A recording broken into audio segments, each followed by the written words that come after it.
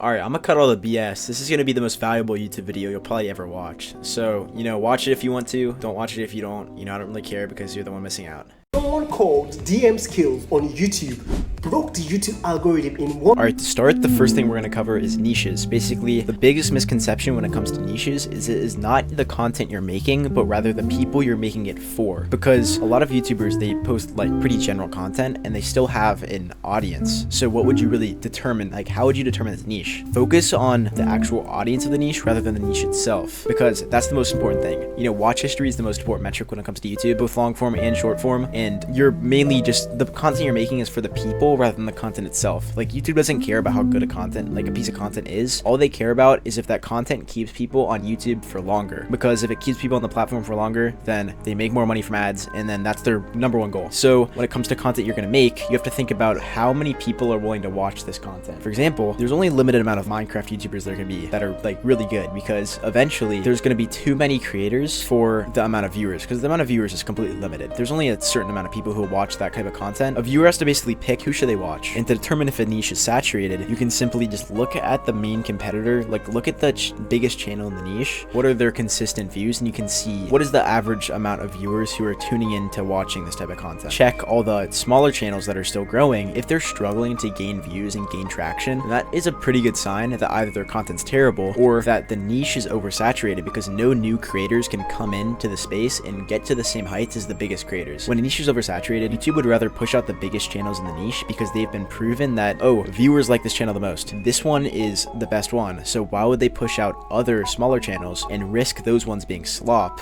losing viewers in that niche? Guys, this is the last hour with my precious balls. When it comes to a channel, you really have two different main types. You have your branded channels and you have your cash cow channels. It's always better to go branded. Basically, a branded channel is a channel that has a brand-like presence. There's actually a brand tied to that. And cash cow channels is what you picture when you think of typical faceless YouTube. So what are the pros and cons of each? Well, 100% of the time you should be going branded if you're able to. Like, the only reason why you shouldn't be going branded if you don't have money to invest for like a voice actor and you have a really thick accent. Like, that's the only reason why you wouldn't go branded. So much better for pretty much everything. You're gonna be able to actually build up a brand, make so much more money from it, and a channel's lifetime is pretty limited. Cash cow channels, a person can easily come into that niche and do the exact same thing as you, because you're not really adding anything unique. You don't really have anything that's separating you from being just generic, and anyone can come in and do the exact same thing as you when you're not branded. So basically, every single niche has a different RPM, and that's determined by the audience of who watches it. So advertisers, they will pay more to have their ads being shown to richer viewers, because the richer viewers are more likely to buy a product. You will be paid more if your audience is from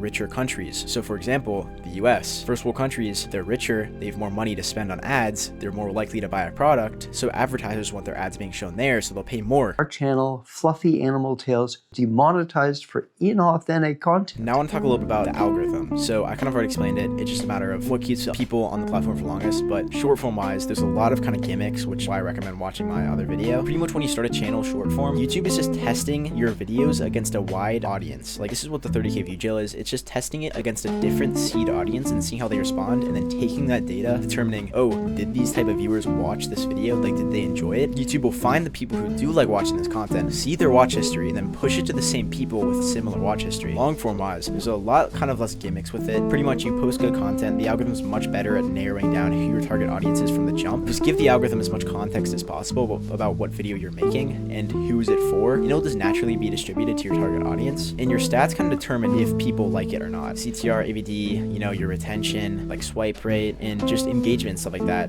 Those determine of, oh, YouTube thinks these are the target audience. How do they respond to the video? You're shooting darts at a bullseye. I'm gonna tell you how to get the bullseye bigger. There's still luck, and like you have to keep doing this stuff, but like, dude, this shit is not gonna make it, okay? You can't really say like, oh, if you get these stats, then you're gonna go viral, because that's completely false. If a video outperforms the average stats in a niche, then the algorithm will consider that it's much better than everything else, so let's distribute this much wider than all the other videos. And the video performs worse, let's not push it, because we can use that slot for a more valuable, more better liked video. Nobody mentions this, but when you first start your YouTube channel, YouTube is trying to figure out if you're a real person or So next, when you get monetized, basically, first off, always pick a niche that you can get monetized, because what's the point of doing it if you're not making money from it? So very brief introduction when it comes to AdSense. You're only allowed to have one AdSense account per household. Way of getting around it was with like LLCs. Along with that, when it comes to revenue, pretty much you can do a lot of different things. If you're able to sell a product short form wise, then that's huge, because the trade-off between long form and short form is shorts make a lot less money. Long form takes a lot more time though. This is another reason why you should always go branded, because you'll have more potential to sell a product. You'll have more potential to make more money from this channel. So always go branded. So what is the trade-off between long form and shorts, and what should you pick to start out, or what should you pick right now? Like, shorts take a lot less time to make, and you can get so many more reps in. The reward is not nearly as much as long form. And there's a lot less longevity on a short form channel than compared to a long form channel. And it's much easier to like revive a long form channel and stuff like that. I always recommend, when you're starting out on YouTube, learn through shorts and then transition into long form, because long form's where the money's at, and like long form's like actual YouTube. Shorts is so inconsistent, and like it's very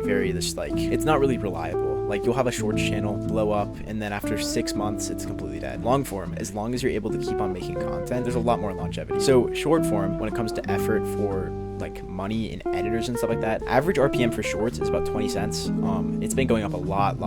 It's been up like so much. There's people out there with like half $1 RPMs, and it's pretty crazy. But long form, pretty much, let's say your videos are an hour long, then your RPMs being multiplied by 6, because of viewers being shown 6 times more ads, because the video is 6 times longer than the average. So long form is where the money's at, and it's where like the scaling's at, but it takes a lot more effort. Your shorts barely gets shown at all. Creators call this zero view jail. It doesn't mean your content is... Before I get into content creation, like skills and what you actually need to know when it comes to making content, I'm gonna talk about my tools I use, and then how I kind of go about the process. Like, what's my pipeline when making a video? So editing wise, really just use whatever you want. Easiest one for beginners, I would say. And I still like, I'll always use CapCut for short form because of how like simple it is compared to Premiere. But I always use Premiere for long form content. And you can get Premiere like, you know, some other ways for you know, pretty cheap, let's just say. If you have a school email, you can get it for like 20 bucks a month. So like, there's like really no excuse for not having like Pro on an editing software. I highly recommend getting Claude or ChatGPT. Claude much more like best AI for sure when it comes to content creation, and pretty much everything in general at this point. But AI is really bad when it comes to writing scripts, but really good when it comes to getting the base knowledge for you to rewrite, and then you have your script. Don't take scripts directly from an AI. That's like, it'll be a really bad video. So Claude, then Google Drive when it comes to sharing editors, materials, and stuff like that. Then when it comes to tools, like besides that, there's really not much you need. I will say, like, the only 2 tools I really use, I stopped using 11 Labs because like Algro has 11 Labs built in. Best tool when it comes for finding niches and just doing general content research. But the only YouTube related Chrome extension I use is New Studio. It's pretty huge for YouTube, and it's definitely by far the best YouTube related Chrome extension. So definitely check that out if you plan on taking this seriously. And then email wise, like have Gmail, and then basically do communication there, and then of course Discord. And then if you're running multiple channels, don't have your main one, like don't have the same thing tied to all of them, because you can just copy an email in a channel description, put it into the search bar, and then find every single channel with the same email. Hi guys.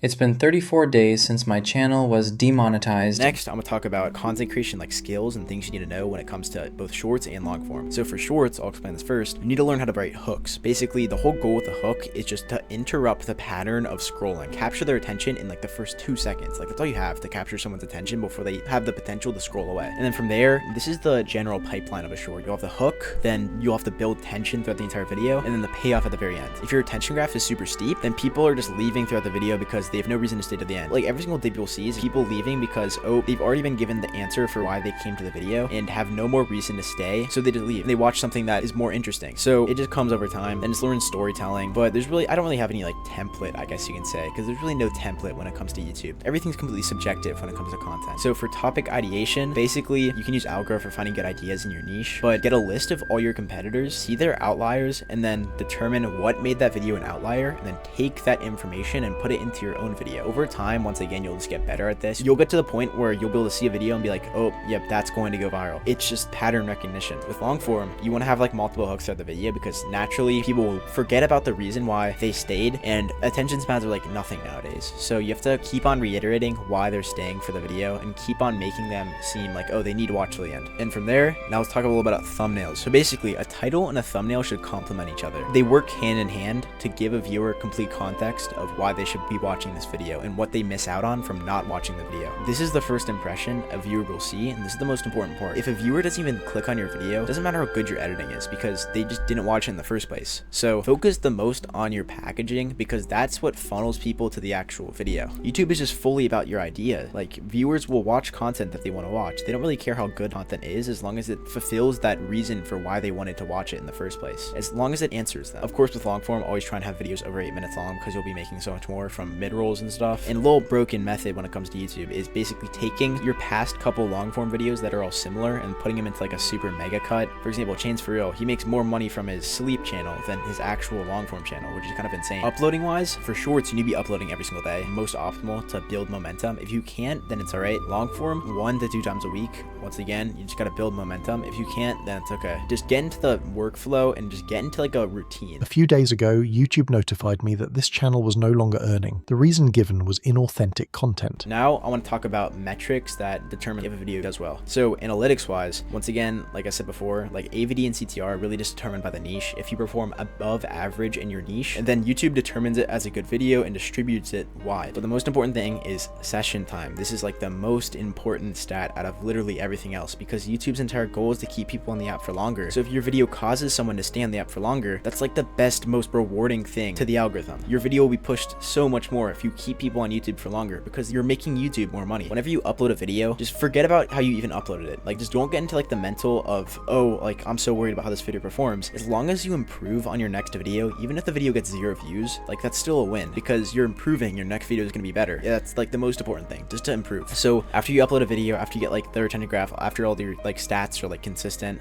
then study the video, study where you went wrong. And then another thing you can do is basically take screenshots of it all and then ask for a second opinion from other people who are more knowledgeable than you. And also, like, you can even just ask like Claude, like, tell me everything I did wrong in this video, tell me everything I did right. And then of course it's AI, so it's going to be inaccurate because it's information from Google. But you know, think everything through yourself. Like, actually just think for yourself. Like, don't immediately trust something someone says. Look into it. Be skeptical when it comes to YouTube because so much information in the YouTube space is just completely BS to funnel people towards courses. And the most important thing with YouTube is to have a good system. If you can have a good system, you can really scale to like whatever because you're going to be able to instantly make content and make it good and use your prior knowledge and then take it into this new channel.